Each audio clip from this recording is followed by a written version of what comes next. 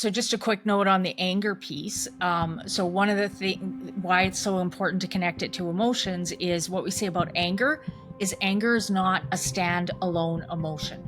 Mhm. What that means is when I'm feeling angry, there are other emotions that I don't want to feel. Rather than feeling those emotions, I switch it to anger. Then I don't have to feel those other emotions.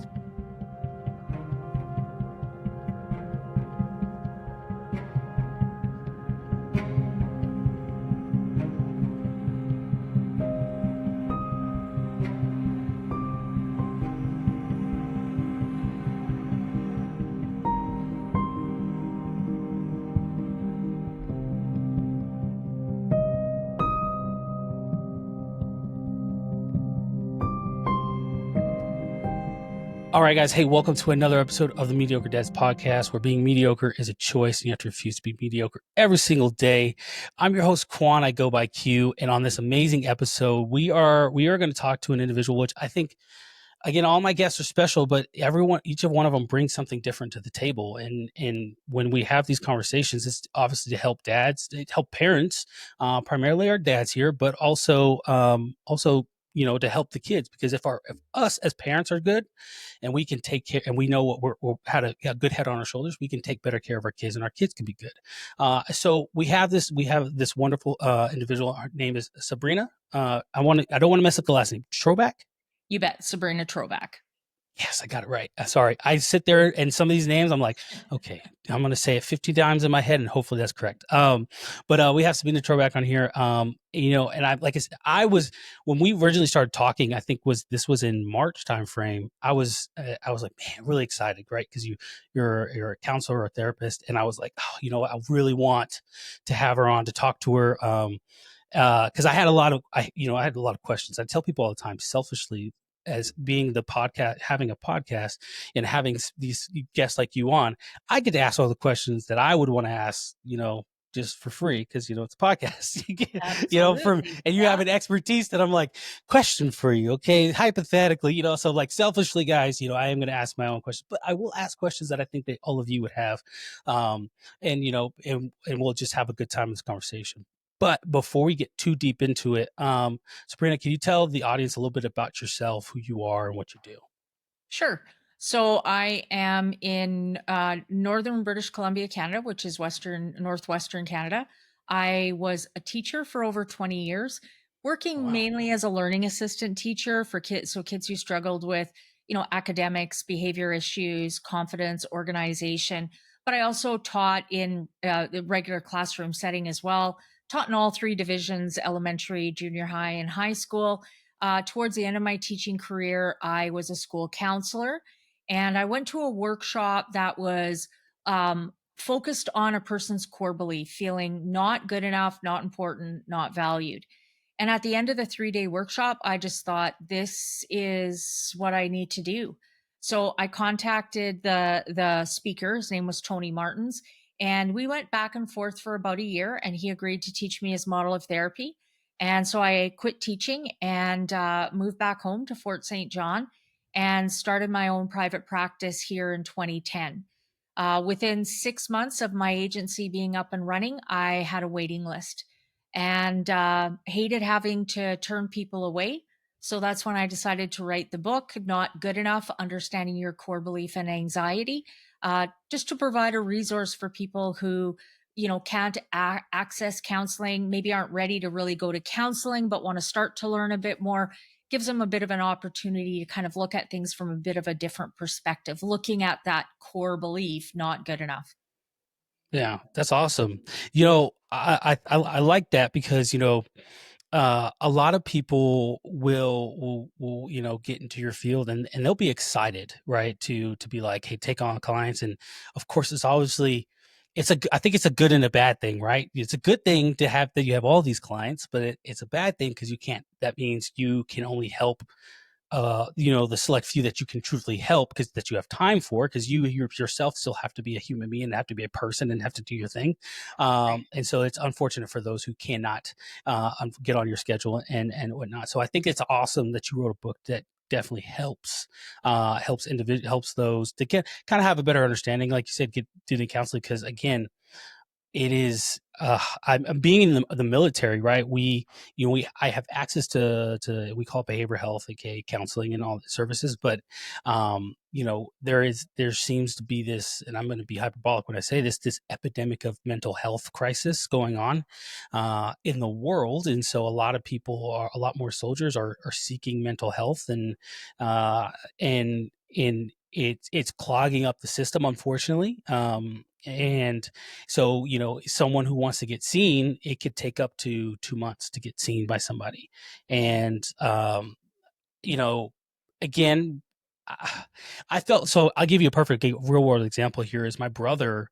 Um, he was going through some things, and he was having some ideations, and so he he just didn't know how to cope. He was trying to figure. His mind was all over the place, and so we went in to kind of get him some help, say, hey, like, we want to obviously prevent this. And we've done everything on our end, our steps, to make sure he's safe at home and everything, he's good to go. But we want to get him help as soon as possible. And they're like, this was October. And they're like, yeah, the first availability is December. But I'm like, okay, what does this individual do from now until December? Right. Yeah. Like these thoughts, right? We've talked to him, spoken him off the ledge, essentially, for lack of better terms. But what does this individual do tomorrow when they feel this way, right? Like, they could call us, but like, again, I still have a job I have to do. Like, I can't just, Yeah. you know, eyes on him 24/7, right? So it was one of those things where it's like, thank God he was good, but he still was like, what do you do for those individuals who are in almost in need for an emergency? And I think a book where people can read and understand them, help understand, I think that's awesome. What led you to, I guess you went to the workshop, I guess you were a school counselor already at this point. um were at this, being a school counselor, were you like, hey, invested into it, or was it just kind of the next step as you were going from a teacher, or did you were like, hey, I want to really counsel students and help them that way? I think I felt like as a learning assistant teacher, I was doing a lot of work with kids, more in smaller groups or one on one. So I was used to that kind of, smaller group setting for sure. I could make more of an impact. Kids would open up to me more because it was just, me and them, or me and a couple kids, rather than a classroom of 25, 30 kids, or whatever the numbers may be. And so I could see that, as you connect more with kids, as you build their confidence, their academics kind of come with it. And so Mhm. it helped me kind of see that I got to help them kind of build that confidence level. Need to help them grow that core belief that they are good enough, important, and valued. As that happens, then we're more and more willing to challenge those areas that are a bit more of a weakness for it. Say it's reading or math or long division or whatever it might be. If I believe in myself, I can handle it. I'm going to be much more likely to overcome that piece. If I don't believe I can handle it, I it's likely gonna be a big mountain for the rest of my life. So it really helped me see that I really wanna focus more at that deeper level beneath the Mhm. academics, and look more at that core belief, which really is a driving force in everything that we do. And so rather than just looking at the behaviors, whether it's drugs, alcohol, anger, checking out, whatever the behavior is, there's more going on there. So what I do in my agency is we're really looking at that core belief and the impact that core belief has on our behaviors and our actions, our thoughts, our perceptions, kind of all of that stuff together for sure. Oh, wow. Okay. Uh,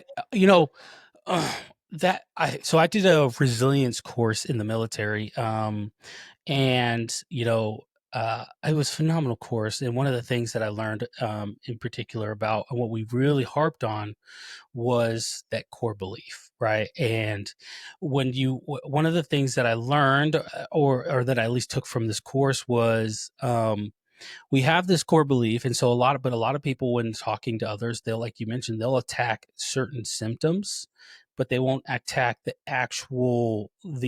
So it's kind of like if an individual unfortunately has cancer, and they'll say, okay, well, you're experiencing weight loss, or you're experiencing hair loss. Okay, well, here's a hair thing that make your hair grow back. You know what I mean? Okay, but it's the cancer that's causing that, or like, well, it's other things. Just going with my example here, cancer is causing that. We need to attack the cancer. We're not attack the hair loss, because the hair loss is just a symptom of what the cancer is. And so, using that analogy there, a lot of times, you have kids who are depressed or anxious, experiencing anxiety, and instead parents will say, well, you're sad, it's go outside, get some sunlight, because you spend all time in your room, or go do go hang out with your friends. And those things, I think, are good remedies to help, if a person is sad, not depressed. But can kids really articulate that they're depressed versus sad? Can they really say the difference between I'm sad today versus I'm depressed right now? So that is one of the things. I think attacking that core belief to say, okay, what is it that this person believes about if they're experiencing something about themselves or about a situation that has put them mentally in the place right now where they're like, they feel like they can't get out of it. um and so, how do you usually work? Do you work with more of adults or kids, or I know you came from education, but do you tend to work with more kids or adults, or is it a mixture of both? So good question. I really thought when I left the teaching that I would be working with kids, but what I realized pretty quickly is it rolls downhill. And Mm-hmm. so it's way easier for me to work with the parents and the parents to pass it on to the children than to work with Yeah. the children and the children try to pass it on to the parents. It just doesn't work. Yeah. So, my role is or my rule is I work with adults. I will work with kids or youth, but I need to also work with at least one parent, Got because the you. parents change, understand, handle things differently. That's going to make a change in their children. The child tries to do things differently, it's not really going to change the parents' actions and behaviors. They don't understand what they should be doing different anyways. So my Yeah. focus is definitely on that parent piece for sure. That's awesome. So is it more of a, hey, parent and kid together, or is it separately? Hey, you won't go into, obviously you have patient confidentiality, but you don't go into with the parent per se what you talked about with their kid, but you have some examples to say, hey, so one of the things we went over an exercise that they can do at the house, and how you can better help them. Is it something like that? So, when I'm working with the parent and the child, it is individual. So I work with the parent. And often one of the first things we do is we talk about that core belief. We talk about how that core belief is really the fuel that feeds things like anxiety, depression, insecurity, procrastination, laziness, all these kind of things. And so I am giving that information to the parents, then I also give it to the kids in a bit of a different format. But then for homework, they're talking with each other about this information. They're getting a better understanding of what their symptoms of anxiety looks like, putting a plan in place of what their child needs when their anxiety is going high to help them kind of sort through and support that. From time to time, if we have an issue that we need to talk about, we will bring the parent and the child together. Very structured, very organized. It's almost scripted, so we know exactly what's going to happen. Yeah, the confidentiality piece, everything that I talk about with an individual is 100% confidential.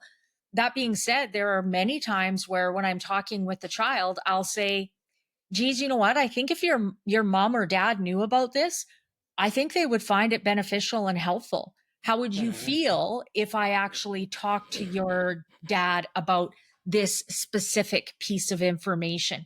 And we talk right from the get go that the child knows they have the right to say, no, absolutely not. You can't tell them. Or, well, let's wait a bit. Maybe we'll tell them down the road. Or I want to try to tell them first. Or could the three of us meet and we could talk about it together? Or, yeah, you can tell them. And the vast majority of the time, the kids say, yeah, yeah, you can tell them that. That's totally fine. So there is that confidentiality that is vital and important for that child to trust in me and be able to talk freely and openly. But I'm also okay to ask permission to talk about certain pieces of information if I think it's going to be of benefit. Okay. I have I have two places I can go with this, and I'll start with the first one here. My first question, truthfully, to go from here is, um, when uh like when we use words like anxiety, depression, like these labels, these things that we use to identify certain behaviors or certain things, right, within your world, especially, do we do are you are you using it? Do you use it with these kids? And I ask this question because I don't know, and I'm trying to, part of me is hit or miss with this, but is it okay to express to let's just say a 14-year-old and tell them all the time that, hey, your anxiety, where we constantly, I'm not saying that's what you do, but constantly referring or going back to talking about their anxiety, them having anxiety, or them experiencing some form of depression or whatever it is that brought them in, um almost constantly serve a constant reminder. Is that Does that serve to help or benefit that young person when they constantly hear that, or does that serve to kind of put them in a place where they're like, "Ah, okay, I know, I know this is, but I don't want to constantly feel or hear like, oh, my anxiety is causing that. It's great. I want to solve my issues, not just feel like I have an excuse, a cop out to say, well, I have anxiety, so nothing I can do about it." And so I think that is kind of the bottom line, is the intent of using the word, right? So if I'm saying you have anxiety as a way of an excuse to avoid dealing with things, it's not going to be of any help. But if I can Mhm. talk with a student about, or a child about, okay, what's your anxiety like right now? On a scale from 1 to 5, where would you say your anxiety is?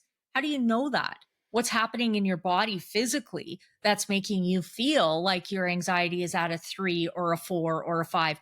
Most of us know what our anxiety looks like when it's like a 5 out of 5, but we don't necessarily know what it looks like at a 1, 2, 3, or 4. What that means is we're not doing anything about it until it's really, really, really high. Well, by then, I got a lot of work to do to bring it down. Plus, I've got so much cortisol in my brain. Cortisol is that stress hormone that stops us from thinking properly, that even if I could use strategies, I'm not going to really remember what they are. So when I'm talking with students about anxiety, we're using it in a way that empowers them. A lot of people feel like anxiety is kind of this cloud that overcomes them and they have nothing they can do about it. And it's just not true. We create our own anxiety through our own thoughts. So once we have a better understanding of what our anxiety is, what it feels like in our body, what strategies we are going to use, we put a plan in place to manage it, then we can talk about anxiety. And when I'm talking to a client about anxiety, say, okay, well, so what was your plan? What strategies did you use to manage it? And if it went out of control, they often go, yeah, I kind of forgot. I didn't really do anything. Okay, well, so let's brainstorm. What are some strategies you could use for next time? So we're still talking about anxiety, but now they're creating more of a plan of what they can do for next time that happens. If they have a plan, they say, well, I did this, this, and this, and this. Well, what happened? Well, my anxiety came down. Great. Yeah. So we're teaching them that they can handle the anxiety. Anxiety is actually lack of confidence, not Okay. believing in yourself you can handle something. A lot of people talk about anxiety about being about the triggers, Mhm. right? I have anxiety of going into public places. Well, if that was true, then everyone would not want to go into public places. And that's not true. Yeah. Anxiety is about my belief in myself. If I believe I can handle going to public places, I'm not going to have anxiety. If I believe I can't handle it, I'm going to have higher anxiety. So we need to stop focusing on the triggers and focus on what some plans I can put in place so I feel more confident that I can handle it. The more we avoid the trigger, the more we're teaching ourselves, see, you can't handle it, you can't handle it, you can't handle it. That anxiety is going to get higher and higher and higher. So we need to Yeah. challenge that.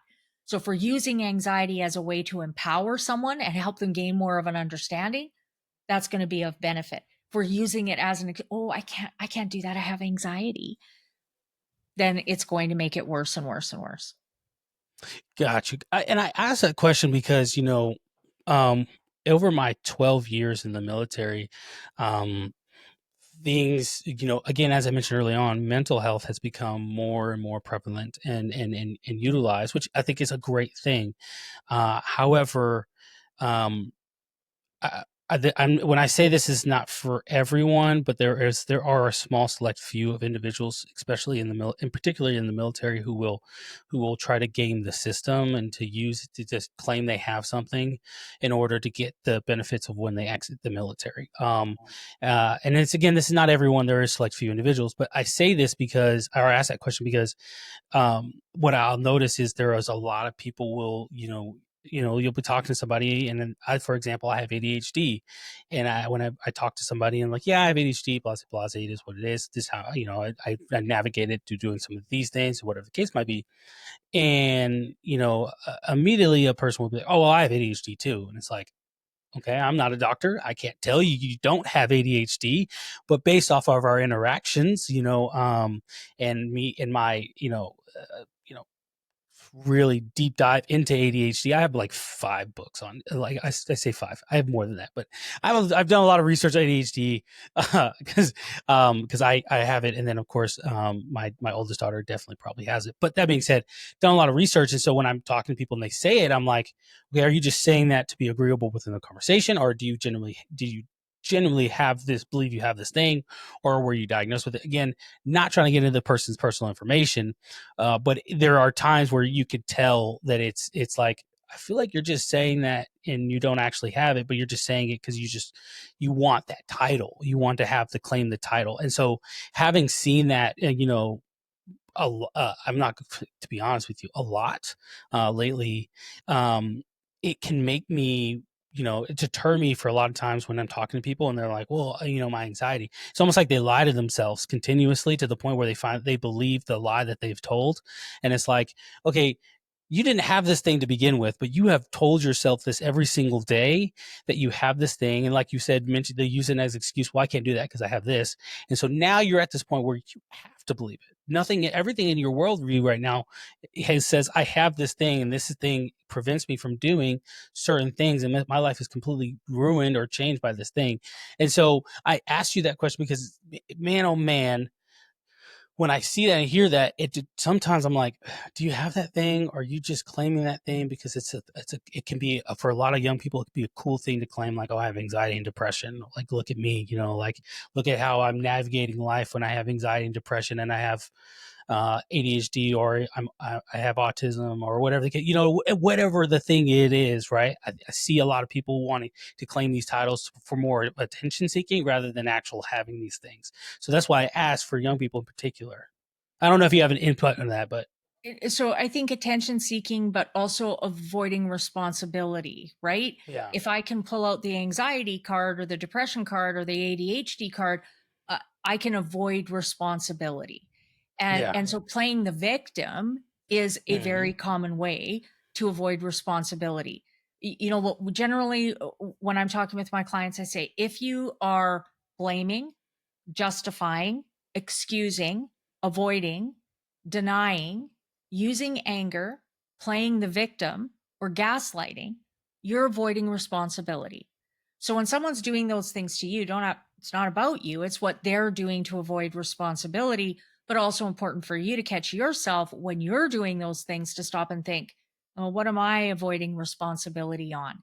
And yeah, in our society, we avoid a lot of responsibility. Like you said, mental health is struggling. People's confidence, that core belief, not good enough, is massive.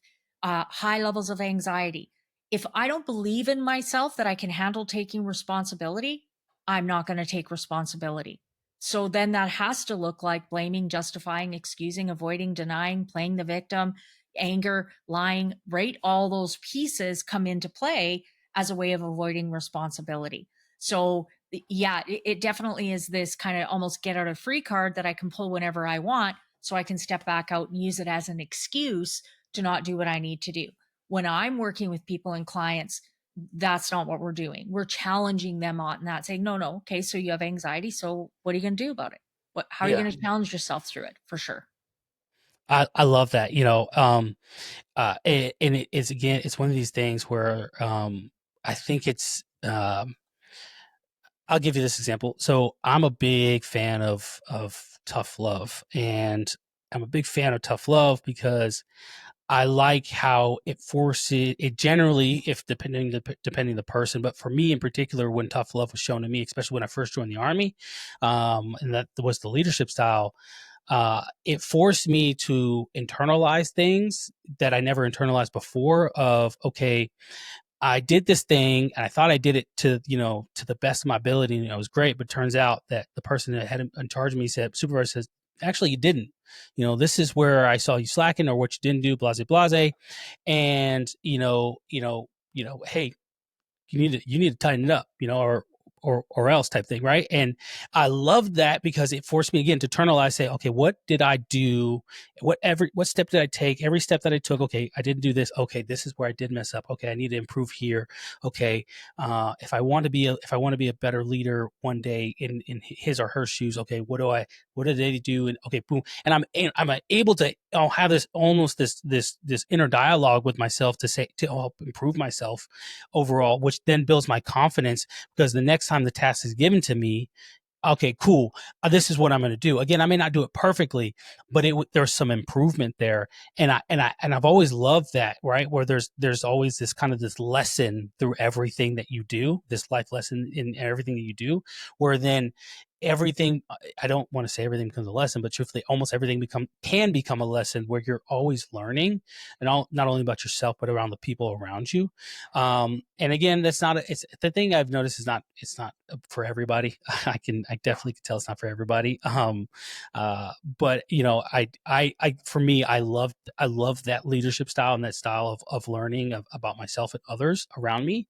And I think it really, again, talking about that word confidence, especially for young people when they join the military, they are confident in the beginning, and then they go through this phase in basic training where they just get beat down, and that's the purpose, right? You're rebuilding individuals, right? From this one individual to a cohesive team of, it doesn't matter what they look like, what they sound like, how tall they are, how short they are. It doesn't matter. No matter who they are, they wear that same uniform that you do. They've went through the same training that you went through. So you both can rely on each other to do and accomplish a mission. No matter where you are, no matter what you're doing, you can both rely on each other to accomplish that. And you're building a team, a cohesive team that way. But again, it requires breaking individuals down and breaking down that individual thought. So, but a lot of people today, a lot of kids today, they go into the military with these things, again, anxiety, depression, whatever the case might be, and they hit this first wall, and their confidence is immediately depleted, and they're ready to quit and give up. And it's just like, and you can't, in the old military style of leadership is no longer effective because a lot of these, again, I call them kids, unfortunately, and I don't know how to phrase this, but they're really in their emotions. And you're just like, hey, I know you're really into your emotions, but like try to take a step back, and you just can't get them out of that. They can't get out of that headspace. So I man, I love this. I love these conversations because, again, it really helps. It helps me try to be a better leader to my soldiers, to my guys and the gals that are underneath me, but also to my kids, because I think a lot of parents, and this is a perfect segue into my next question, but I think a lot of parents, they can see, like, okay, I can see my kid struggling, but my parents didn't teach me the necessary skills or give me the tools and how to work through this thing. I just kind of toughed it out, and I got to a point where I understood myself, and I was like, all right, cool, I know how to get through this if I experience this myself, but I don't know how to teach my kids how to do that. You know what I mean? So a lot of parents are sitting there struggling, thinking to themselves, like, okay, well, crap, how do I help my kids navigate this feeling of where they got this overwhelming thing of emotions? Like, my daughter, before this, she saw her sister, so my oldest, Nevaeh, came back from a friend's house, saw her younger sister had a popsicle, and she's like, "Oh, Eden has a popsicle. Can I have a popsicle?" And we're like, "No, you can't have a popsicle. You have to have dinner." Blase, blase. And she got upset, and she was like, "Well, why can she have a popsicle?" And my wife was like, "Just because she has one doesn't mean that you get to have one as well. But also, she didn't understand that the only reason her sister has one is because her mom was helping me upstairs and her sister decided to go in the freezer and get herself a popsicle. So now it's already too late. She already has a popsicle. I'm not going to take it away, right? Because I don't want to create, picking my battles. But my oldest daughter doesn't understand that. So now she has a complete breakdown, and she's just feeling every bit of the emotion of like, I wanted this popsicle and they won't let me have it. They won't let me have it. She's just throwing this temper tantrum, throwing this fit. It's just one of those moments. But this leads me to my next question. Next question is, so parents will get this, say, oh, hey, I can identify that my kid maybe needs some external help that I can't give them, I don't know how to help them. So I'm going to take them to counseling or whatever it looks like. However, one of the fears is it's like, okay, I want to take them to counseling and I want them to get the help that they need. But also, I want to be a part of it, because in the sense of like, hey, I want to make sure that, they're working through their issues with this counselor, and as they should be. But also, as their parent, I want to know how I can better help them, and this is why I'm going to a counselor. But if I can't know what they're talking about with their counselor, how can I better help my kid, my son or my daughter? And so there's this thing where they don't trust counselors or therapists because they're like, I'm not going to take them there because I'm not going to know anything. So how do you navigate that relation? I know you mentioned that you try to get the parents involved, but not every parent is like, hey, I'm bringing my kid counseling, not me counseling. Like, I'm good. And So how do you navigate that? that is the number one thing. If you want to do something that is best for your children, the number one thing you can do is get healthier. Yeah. That's it. If I had to choose between a child in counseling and a parent in counseling, I'd pick a parent every single time. Yeah. Right. And so it is really important to kind of, if your child is struggling and your child is in counseling, they need a safe place where they feel they can talk about anything and it's not going to get reported back to mom and dad. If they think it's going to get reported back to mom or dad, they aren't going to talk to me. Yeah. So then how can I really help them? Right. So that's where we can try to find that balance of, okay, can I talk to your mom or dad about how you're feeling about this?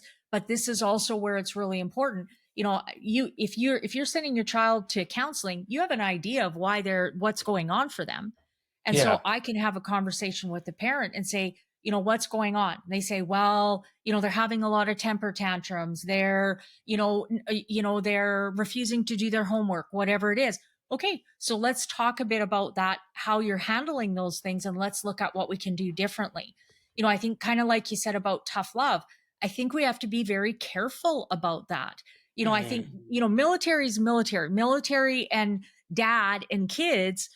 You can't use military approach with dad and kids.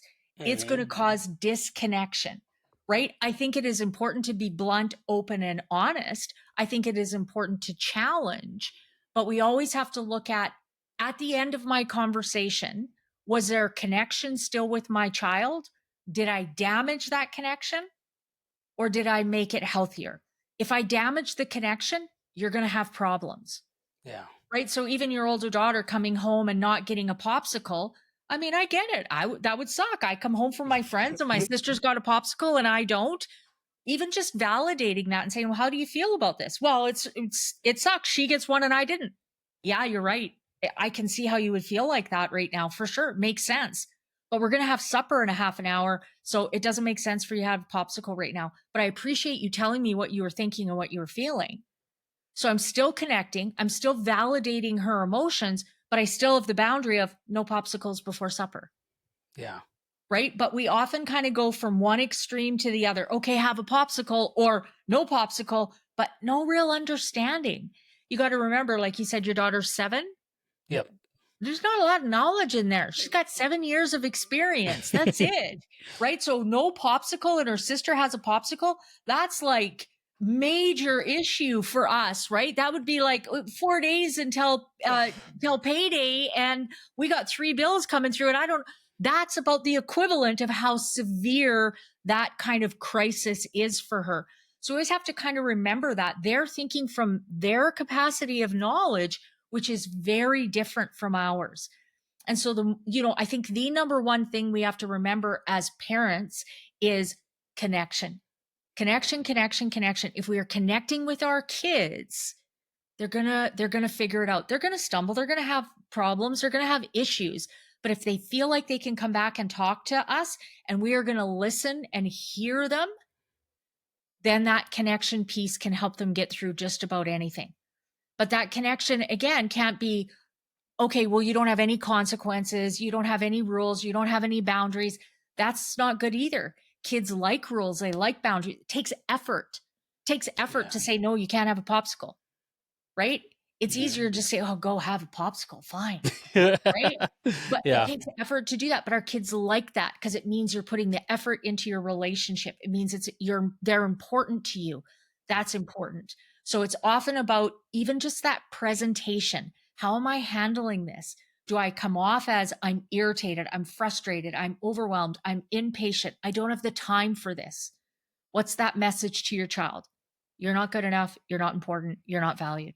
It's going to have an impact.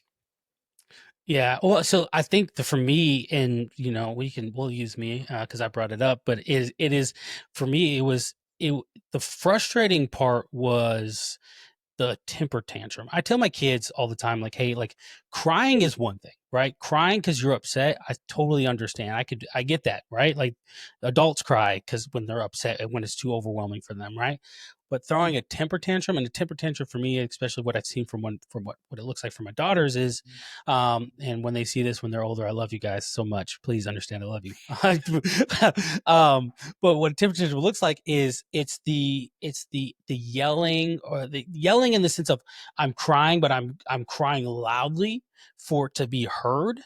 And even though you're 2 rooms away, I can still hear you, and you want me to hear you. And that for me is the temper tantrum. Whereas, and I'm not expecting my kids to silently cry in their room, if you will, right? But I don't send her to a room unless I say, hey, you're throwing a temper tantrum, right? As like, this is all obviously overwhelming from you. So I was like, go take a break, right? Go take a break in your room. Take a breath, and then let's come back and like let's try to understand, right? Because I was like, right now you're not. I tell them all the time. I was like, you guys are not in receiving mode, right? Like I need you, if you want to understand, if like we have something going on, I want you to understand why I'm telling you no. And this is one thing I don't always have time with my soldiers, and this is kind of where it differentiates between being a soldier and between being a dad is I have to make time to explain to my kids why, versus with soldiers. It's like, hey man, I don't have time to tell you why we're doing this. Commander told us we have to do something. I'm your platoon sergeant. I told you this is what you need to do and how we're going to execute the mission. Go freaking execute. And later today, if you want to have a conversation on why we did that, great. But right now is not the time to ask me why. I don't care if you get butthurt. Go do what you need to do. Right now, with my kids, again, one of the things I learned is I have to I have to have the time to explain to them what's going on. And so even before I got on here, one of the reasons why I was late was because I was explaining to her. I was like, hey, your sister took that. She actually stole it. She wasn't supposed to have it. And I said, it was easier for us to just let her continue to have it, even though mom's going downstairs right now to make dinner. I said, after dinner, I said, you can have dessert. I said, if you want ice cream or you want popsicle, I love ice cream. So I'm always like, let's have ice cream. I said, but after dinner, we can have dessert, and then we can go from there. And, in my head, we've made up for the lack of you having a popsicle, but understand how I'm trying to get her to understand how we got here. And sometimes she understands, other times it's just, she goes, but I just want a popsicle and Eden had one. I was like, okay, you're not hearing what I'm telling you. Hear what I'm saying and try to understand what I'm saying and try to different way to say it. So again, that is what it is for me. And for a lot of parents, I can get that. It can get frustrating after a while where you just feel like you're just like constantly explaining to your kids versus, and again, I know there's my daughter, in my case, she's 7 years old and I have a 2-year-old. I'm going to have to keep explaining a lot of things, but it can be so frustrating where you're just like, didn't we already talk about this? Like, is there not are you not connecting the pieces? It just can be frustrating as a parent. I know parents can get frustrated. So it's like, how do I handle this? How do I want to have my own time where I can get back into myself and be the better parent. But if constantly it just seems like my kids are overwhelming, what do I do as a parent to not make them feel like, hey, go away. dad's at this point right now. Go away before things get worse. I don't know if you have methods or you tell parents or anything. Right. So when we look at that word frustration, there's kind of two definitions or two processes that are happening with frustration. So first, we look at the definition of frustration. So the definition of frustration is a helpless, hopeless anger in my own lack of ability or skill. So my child's throwing a temper tantrum. I don't know what to do. I don't know how to help them. So I'm frustrated because I'm not sure how to manage this situation. So that's often, especially new parents, as kids get older, they change and change. So I got something, it's working, moves, everything's great. All of a sudden the child changes. Now it don't work anymore. I got to start from scratch, right? So that frustration is a very common part with parenting for sure. So rather than being frustrated with your child and expecting your child to change, you got to look at that's about me. So how can I handle this a bit differently to see if we can get a bit of a different result? The second one is unrealistic expectations. So expecting something that isn't going to happen is going to make you frustrated. So when I first started this job as a counselor, I'd been a teacher for 20 years. My kids were used to being home with me every Christmas, spring break, summer holidays, you name it. Started doing this, and they were home by themselves, 11 and 12 years old, during the day while I was working. So I'd come home from work and the house would be a mess. They didn't do the chores that I asked them to do. And I would get frustrated. You never did your chores. This happened for about 2 or 3 days. And then I realized, Sabrina, got to practice what you preach.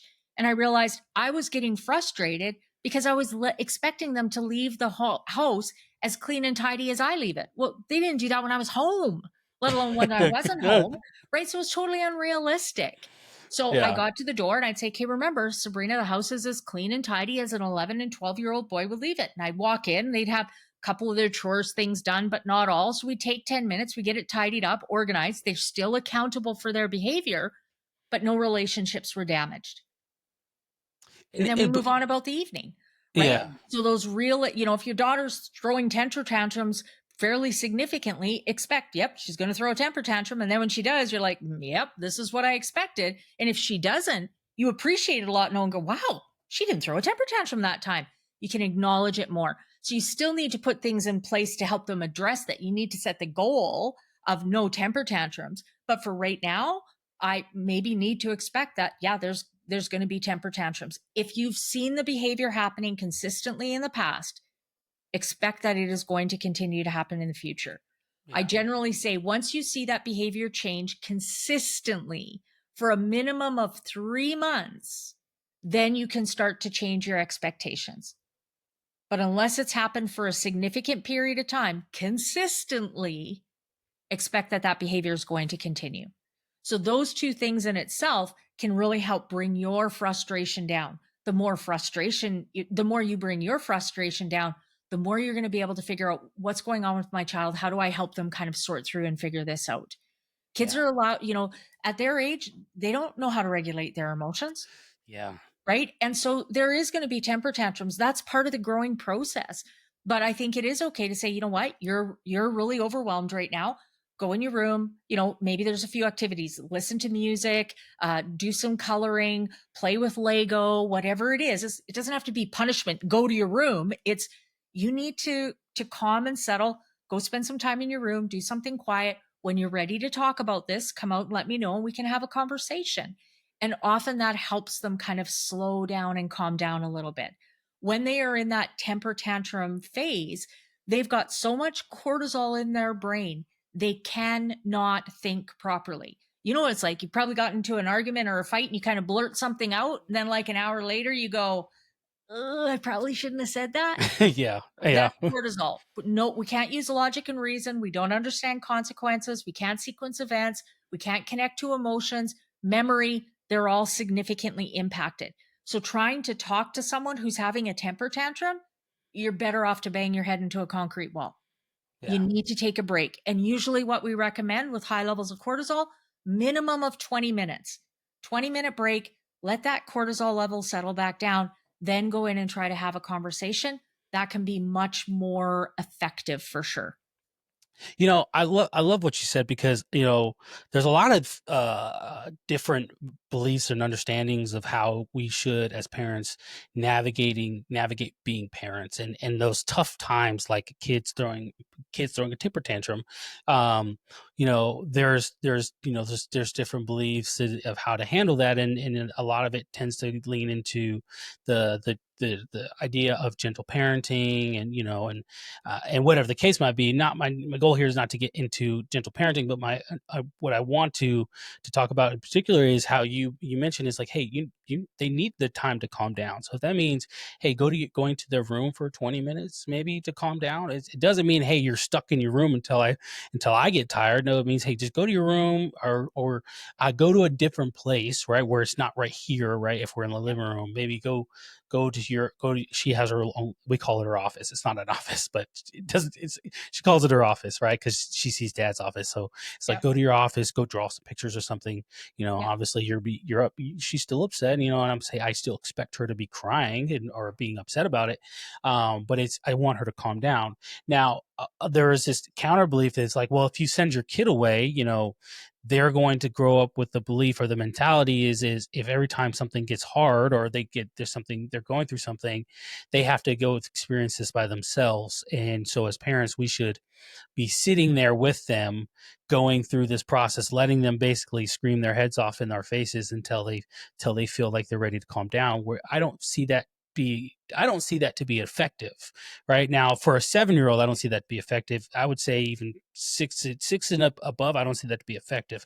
Now, my 2-year-old, I'm not going to leave her in a room for 20 minutes by herself to her own accord where she could throw a fit, right? I definitely, when she does her temper tantrums, which she's doing them often more, I will be with her and I try to get her to calm down.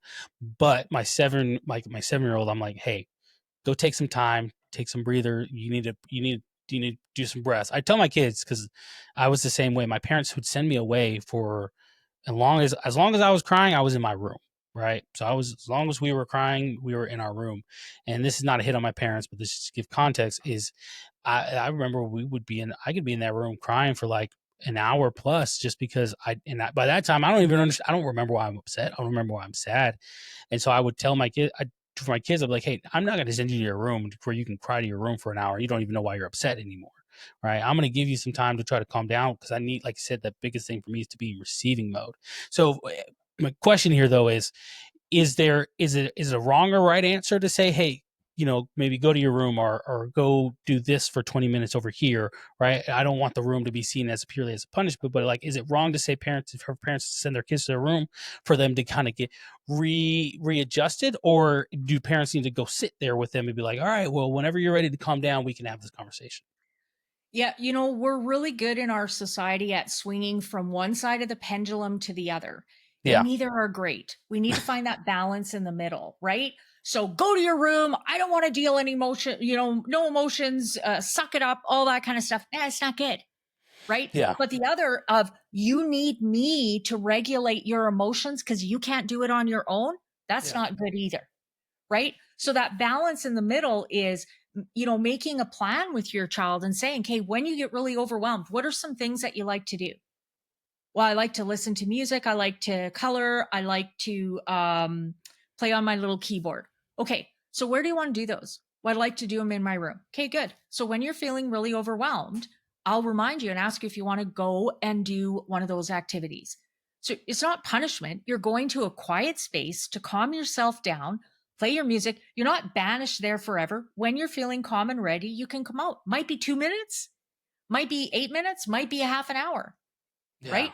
If it's longer, as a parent, I'm going to go and check and say, hey, are you okay? Do you still need more time? Or do you want me to come in? What do you need from me? Right? How many times, Q, as a parent, as a child, were you asked that by your parent? What do you need from me? Mm-mm. Yeah, right.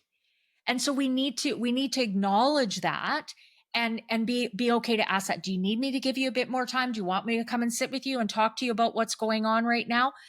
We need to create a bit of a plan where our child feels like, okay, I got this. I need to go and take some time and let myself kind of calm down and settle. Okay, I need to talk to my parent about this. I'm okay. I don't need to talk to anybody about them.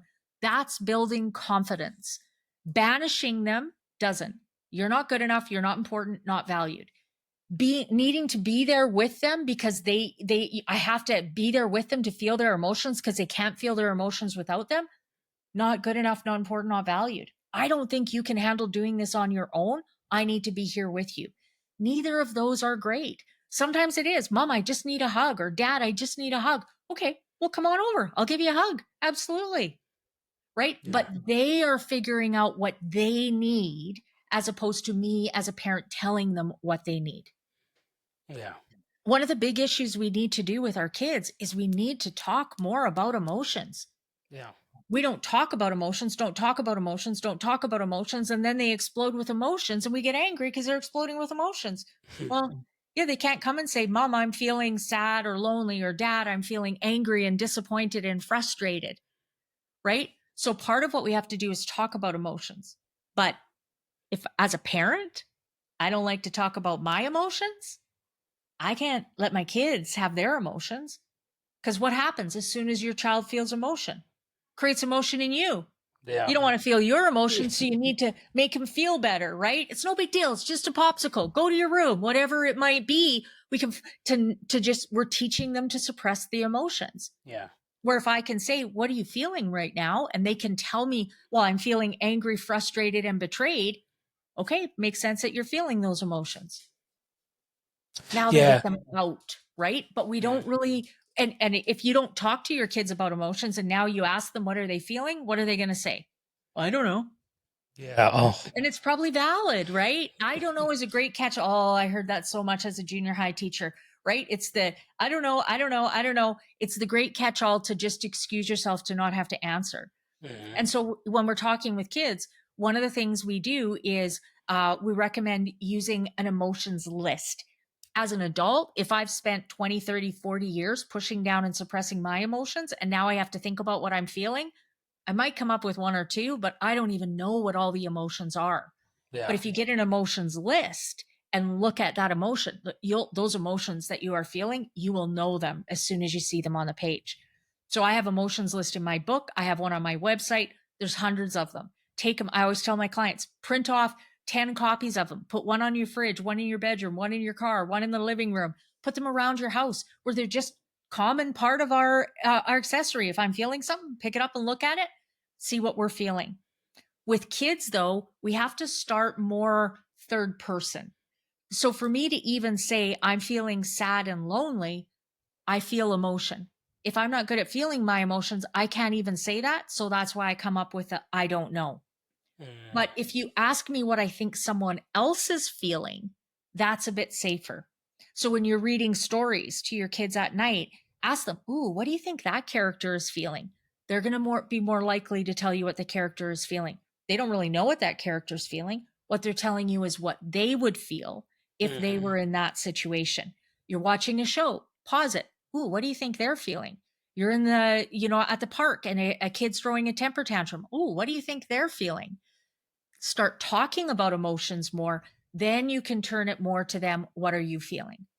Even that can be a little hard. So you just start with the four basic: happy, angry, sad, and scared. Put a four quadrant on a piece of paper and you write the words. Little ones that can't, you can even just get them to, draw a picture of happy. It's even just scribbles, but they know which one it is. They'll point to it, they'll remember. And then you just will point to what you're feeling right now. Well, I'm feeling angry. Good for you. Pointed to anger. And then you've got to build on it, right? You can't go from not talking about emotions to having a very emotionally open conversation in one step. That's going Yeah. to be hundreds of little steps to get there. The more we do that, the more my child can talk about what they're feeling, then they don't need to go to that explosive behavior as much. But Yeah. that takes time for I sure. love that because it's one thing that I've started.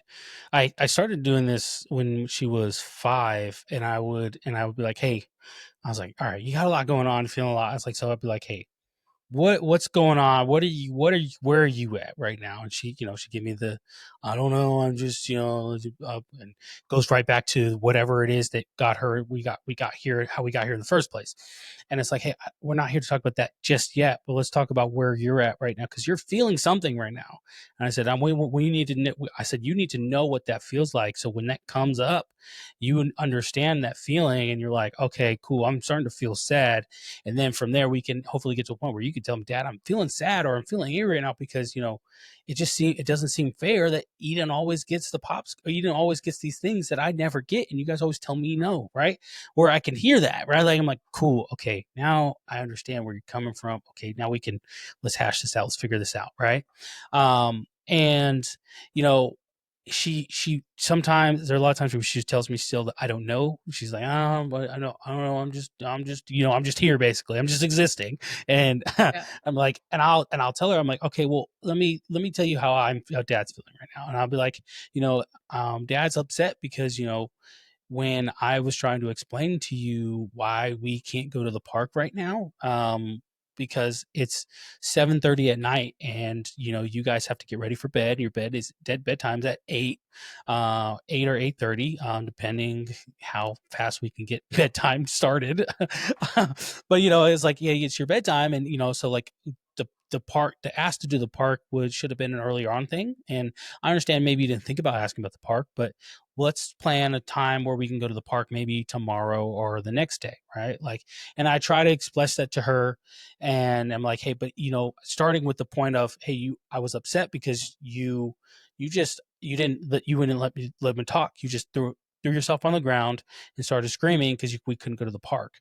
And then from there, I'm hoping that I try to use that as open door for her to be like, well, I was sad or whatever. Now, obviously, she's 7, so it doesn't go out as if we're two adults having this conversation. I have 30 years of life experience to say like how to navigate this. She has 7, so Yeah. obviously engaging with a 7-year-old is a little different, but still, it's something that I try to implement within my home. So it's good to hear that that it validates me, honestly, to say, hey, I'm on the right track, even though we're not in counseling, and in that regard. So it's good to hear. And I think it's good to hear for a lot of parents, because I think a lot of parents can feel like they're parenting, but they're afraid to talk about what they're doing as parents, because the judgment of other parents or of others saying you're not doing good enough, or you're doing too much, or you're, again, gentle parenting, it almost feels like an attack when someone says, oh, you're doing the gentle parenting thing. Got it. Okay. Yeah. Well, our kids are not going to hang out then. You know what I mean? Like, it almost feels like an attack, where it's like, no, it's not gentle parenting. It's just, I'm a millennial. As a millennial, one of the things that, being raised is we didn't do the emotional thing. So emotional intelligence is not high on our radar, or even to understanding what that is. And we didn't really experience and understand what that is until some of us were 25 going on 30 years old. And so now we have these young little people in our lives that are just like us, and we're like, oh crap, I remember feeling like that, and Yeah. again, I don't know how to navigate that. And so again, the feeling of frustration.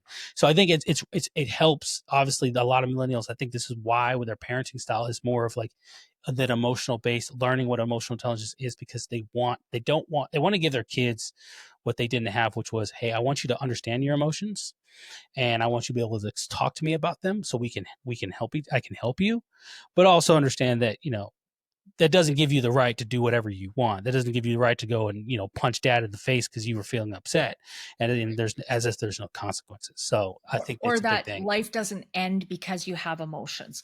Yes. That's kind of where the pendulum seems to have gone, is, push it down, pretend it's not there, lock it up, to the other kind of extreme of, oh, there's emotion there now. Okay, they have emotion, we can't do anything else. Emotions are part of life. That's what happens. So we have to get better at recognizing and acknowledging the emotions, and then figuring out what do we do to move forward. Right? Yeah. It can't just be I can't do this because I'm feeling anxious. I can't do this because I'm feeling sad. I can't do this because it's like, okay, you're allowed to feel anxious. You're allowed to feel sad. What are you going to do to help you kind of regulate that, manage it, so that you can continue to move on with your life? Yeah. Emotions don't have to be this block where now I can't do anything that creates any emotion. That's You're going to miss out on a lot of amazing life experiences if you're navigating everything so you don't have to feel emotion for sure.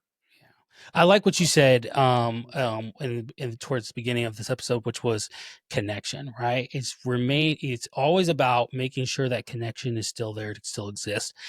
Because at one point, I think for some child parent relationships, that connection can be completely severed, and you never know when you don't know when that sever happened, right? But Right. you're at a point where they're 16 or 17, and you're trying to connect. You think you didn't know that that severed connection was lost or it occurred, and now you think there's a connection still there, but your kids want nothing to do with you. Obviously, little has to do with it, the fact that they're 16 or 17 and they don't want to do anything to their parents anyway. Right. But still, right, there's that connection. That connection has been lost and you didn't know it. And I think a lot of parents are keep running as well, like, oh my gosh, like, my kids want nothing to do with me. Like, they won't tell me what they're feeling. They won't, like, these things, this idea of in my head where I'm like, hey, I thought we were going to be able to talk about these things, not as if we were friends, but as, as their parent, they can come to me as a confidant and say, Dad, man, I'm just feeling so upset, or I'm feeling in this place of where I don't know how to get out of it. And I don't know what to do. Have you been in this? Can you help me? Right. Like, I think that's almost any parent's, dream, is for their kids to be at a point where a point of weakness where they can acknowledge that and say, help me, please. What do I do? And if they have an answer, great. If they don't, like, hey, let's get an answer together. I think that's a place that, And I think even if the parent has an answer, the better answer is, let's figure this out together. What do you yeah, think we should do? Right? Helping them figure out how to solve it for that's sure is awesome. really, Yeah. really, really important. But your kids are not going to come and talk to you about the hard stuff if they can't talk to you about the easy stuff. So you have to have the conversations about, what do you think that character is feeling on TV? What do you think about that? We got Grey Cup or Stanley Cup is happening here. We got the Oilers playing off this weekend or this week. What do you think about that hockey game? Which kind of bread do you want to get? Do you want to get whole wheat or cracked wheat? Those are the little kind of conversations where you're asking your child's opinion. That goes a long way. And so then when they're in grade 7 and a kid's trying to cheat off of them, they're going to come and talk to you because they've had hours and hours and hours and hours of basic conversations where they have felt heard and they have felt valued in their conversation. If your child doesn't feel heard, if they don't feel valued in the conversation, they're not going to come and talk to you about the big stuff. They just aren't. And that's from not just 15 years of counseling, that's from 20 years as being a teacher as well. I dealt with child after child after child who said, oh, I can't talk to my mom or dad about that. They'll freak out. They'll get angry. They won't understand. That's because they haven't done enough of the work on just the basic stuff. You can't not really have conversations with your kids and then expect them to come and talk to you about the hard stuff. It's just not going to work.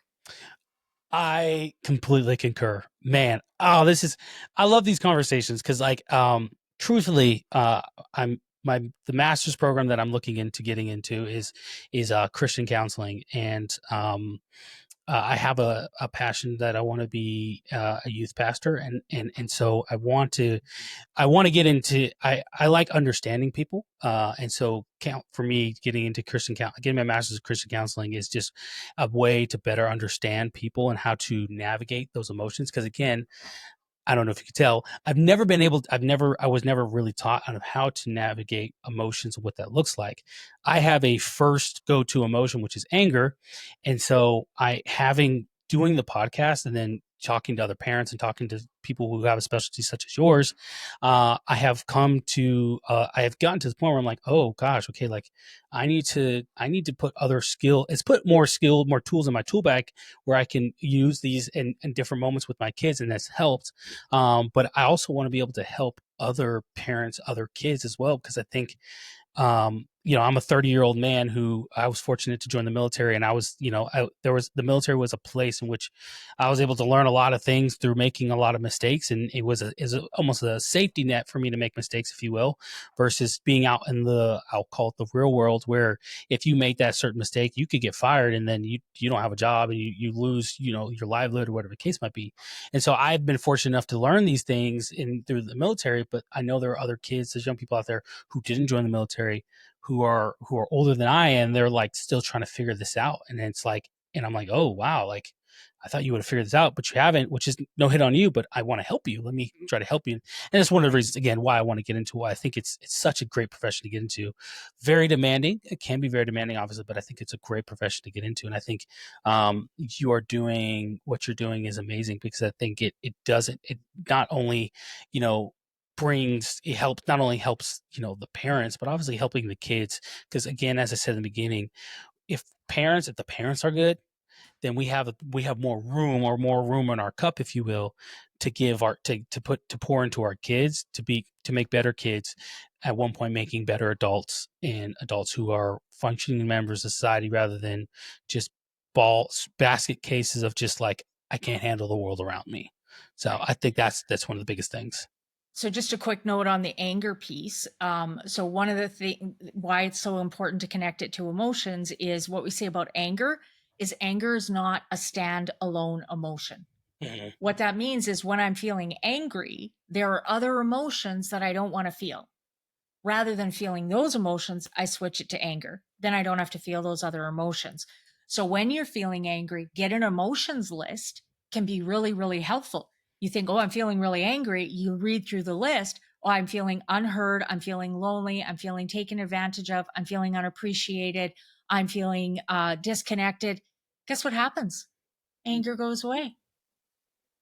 Anger is a tool we use to stop ourselves from feeling those other emotions. If we get better at being able to recognize and understand what those other emotions are, we don't need anger anymore, and it can go down significantly. So that's even when we look at temper tantrums. Our childs are throwing a fit in anger, but really it's because there's a bunch of other emotions underneath there that they don't even know how to label and get out. So it comes out as explosive behavior. The more we talk about emotions, the more we label them, we understand what they are, we talk about them in third person, the more they're going to be able to figure out what they're feeling. If you can talk to them, you know, your 7-year-old, she could read a list of emotions and say, I'm feeling this, and this, or point to them. You will see her anxiety, her anger go down almost instantly. Same with you. With anyone. If you're feeling angry, get an emotions list, read through the emotions. You will feel your anger start to subside instantly. So emotions, and the other one is that core belief, feeling not good enough, not important, not valued. You look at an emotions list, you think about those 3 core beliefs, you will see why you're angry.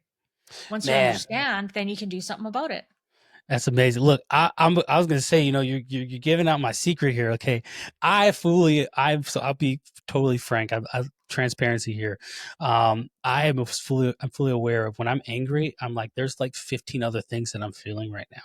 That Absolutely. there's about 3 of them that I don't want to feel, which is vulnerability. Right. I think as a man, that's one of the biggest ones for us, is we don't want to be vulnerable or be seen as vulnerable, which could be perceived as weakness. Right. And so that's one of the biggest ones for me. Complete transparency. She gave away cat's out of the bag, guys. Yes, right. So like you know, when it comes to anger for me, it is a moment of it is truthfully there's moments where I'm feeling vulnerable, because dad's supposed to have the answer and dad doesn't have the answer right now. And because Mhm. a dad doesn't have the answer, I'm going to get angry, and that will just, you know, you'll see by my tone and be like, okay, it's not the time to interact with dad. And you'll just walk away. And I'll be like, ooh, okay, man, look, they didn't catch me. You know, I'm good. You know, when in reality, there's a vulnerability aspect, right? Of being Right. afraid to say, I don't know, especially to my kids who think the world of me. Right. And And so I I think think this becomes, vulnerability is a big one for a lot of people. We don't like to feel vulnerable. Most of us as kids were hurt and we felt vulnerable, and our brain said, "Ooh, we're not doing that again." And so we shut it off. What you yeah, have to remember is it actually takes an incredible amount of courage and strength to allow yourself to feel vulnerable. But I don't think you need to do it around a whole bunch of people. You know, you and your wife, you by yourself, to be able to feel vulnerable. I think you kind of don't need to feel that in front of other people. You do need to protect yourself from that because people will take advantage of it for sure. hmm, So, you know, your emotions are your emotions. You don't really have to share them with anyone else to get them out. If you have 1 or 2 close people in your life that you can really connect with and be honest with, that's great. You don't need to tell everybody and show everybody your vulnerability. And in all honesty, you shouldn't show it to your kids, yeah. because if your kids see you as vulnerable, they're going to start feeling sorry for you, and they're going to start suppressing their emotions because they're not going to want to hurt or upset you and what's going on for you. So we Yeah. need to keep that very kind of separate. I still need to feel my emotions, but I need to be careful that I'm not doing it around my kids, because I see it time and time again. As soon as a parent has emotion, kids shuts off. They just think, oh no, I don't want to be a burden. I don't want to add to them. They're already stressed. They're already so overwhelmed. They're always so busy with my other sibling. They don't have time for me. And they just shut it down and lock it away. So we need to be careful about that, but we need to take time and feel our emotions for sure. And often, like you said, there's three main ones. Like if it's three ones that you see over and over and over again, likely go way back. Those are likely emotions that you have carried since you were a small child, and they have built and built and built and built over time. Every time you push it down, they don't go away. Just gets a little bit bigger and a little bit bigger and a little bit bigger. And so those are likely ones that you're really going to want to try to sort through and figure out as well. Yeah. I love it, man. I love this conversation so much. Well, I know you keep going on forever, but hey guys, we're going to go ahead and wrap this up. Sabrina's information, all of her stuff, it'll be in the description below, guys. Of course, check out her book. I think this is one of the amazing things about, when I'm talking to people who are, especially our authors, when you get to experience the person, it gives you insight to who the person is. Then it makes you really curious and like, okay, all right, I like this person. All right, I'm going to read the book because I give me a better understanding of what it is that they're talking about, right? Because for me, I don't live in Canada, right? And so I can't be a client of yours from, all the way from Texas. But still, like it's almost like, okay, well, let me read the book. Let me insight into what it is that she's really more or in depth to what it is she's saying and how getting into it. And I think that's great, phenomenal. So guys, check out our book. Everything will, like I said, it'll be in the description below. You'll be able to check it all out. I encourage you to check it out. And if you live in Canada or live in the area, the province, it's not a state. Sorry, guys, I'm learning these terms. Then of course, look, I would suggest highly encourage you if her schedule opens up, guys, go, and you need a counselor, go check her out. Okay. Look, I'm going to tell you, if I was where you're at, I'd definitely be like, after this, so what did you say your counseling number was? Okay, great. We'll definitely be setting something up. Right. But anyway, Sabrina, thank you so much for coming on. It means a lot, that you took the time to come on here. And I'm sure it means a lot to the audience, but, again, thank you so much, guys. If you're new to the channel, please subscribe to the channel. It means a lot to me. It helps out. It's a free way to support the channel, which I think is the best way to support the channel. And of course, go check out our website, mediocredads.net, and support us there as well. That is all we got for you guys. Thanks for joining us. And guys, remember that being mediocre is a choice. You have to choose to be mediocre every single day. That's all we got. Mediocre Dads out.